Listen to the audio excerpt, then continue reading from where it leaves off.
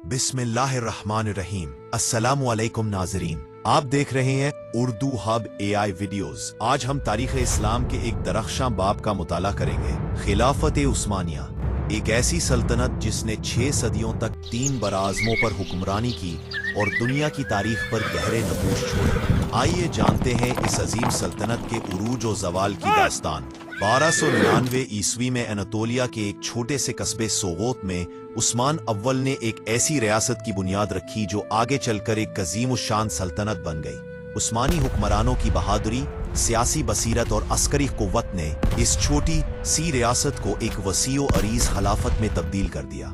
14वीं और 15वीं सदी में उस्मानियों ने बल्कान, अनातोलिया और मशरिक़ वस्ती के कई अहम इलाकों को फतह किया। 1453 ईस्वी में सुल्तान मोहम्मद फातिह ने कुस्तंतुनिया को फतह करके 1000 साला बाज़ंतीनी सल्तनत का खात्मा कर दिया और उस शहर को अपना दारुल हुकूमत बनाया। इस्तांबुल, जो कभी कुस्तंतुनिया था, उस्मानी तहजीब व तमद्दुन का मरकज बन गया। सदी में सुल्तान सुलेमान आलीशान के दौर में खिलाफत उस्मानिया अपने उरूज पर पहुंच गई।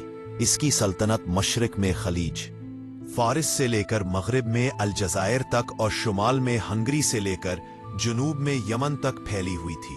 उस्मानी बहरिया दुनिया की ताकतवर तरीन बहरी कुव्वतों में से एक थी। 17वीं सदी के बाद खिलाफत उस्मानिया पर जवाल आना शुरू हो गया।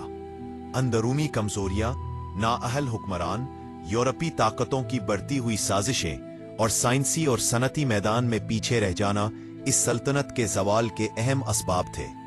यूरोपी ममालिक ने नवाबादियाती निज़ाम के तहत दुनिया के कई हिस्सों पर कब्जा कर लिया और उस्मानी सल्तनत के कई इलाके भी उनके ज़ेरे असर आ गए। बल्कान की कई रियासतों ने आज़ादी हासिल कर ली और सल्तनत का इलाका सुकड़ता चला गया। 19वीं सदी में खिलाफत उस्मानिया को मर्दे बीमार कहा जाने लगा। यूरोपी ताकतें इसकी कमजोरी का फायदा उठाकर मजीद इलाके हथियाने के दर पे थी।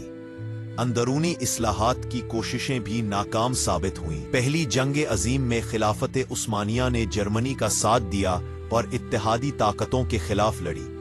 इस जंग में उस्मानियों को शिकस्त हुई और उनकी सल्तनत मजीद टुकड़ों में तकसीम हो गई। जंग के बाद इत्तेहादी ताकतों ने उस्मानी इलाकों पर कब्जा कर लिया। मुस्तफा कमाल अतातुर्क की क़यादत में तुर्क कौम ने आज़ादी की जंग लड़ी और 1922 में सल्तनत उस्मानिया का बाज़ाब्ता तौर पर खात्मा कर दिया। 1924 में खिलाफत भी खत्म कर दी गई और तुर्की एक जदीद जमहूरी रियासत बन गया। खिलाफत उस्मानिया का ज़वाल तारीख का एक अहम सबक है। ये हमें बताता है कि कोई भी ताकत कितनी ही अजीम क्यों ना हो, अगर वो अंदरूनी कमजोरियों और बैरूनी चैलेंजों से गाफिल रहे तो उसका ज़वाल यकीनी है। ताहम खिलाफत उस्मानिया ने अपने दौर में इल्म, फन और सताफत को फरोग दिया और मशरिक व मगरिब के दरमियान एक पल का किरदार अदा किया। इसकी विरासत आज भी तुर्की और उसके साबिका ज़ेरे नगे इलाकों में देखी जा सकती है। ये थी खिलाफत उस्मानिया के उरूज व ज़वाल की मुख्तसर दास्तान। उम्मीद है कि आज की वीडियो से आपको बहुत कुछ जानने को मिला होगा।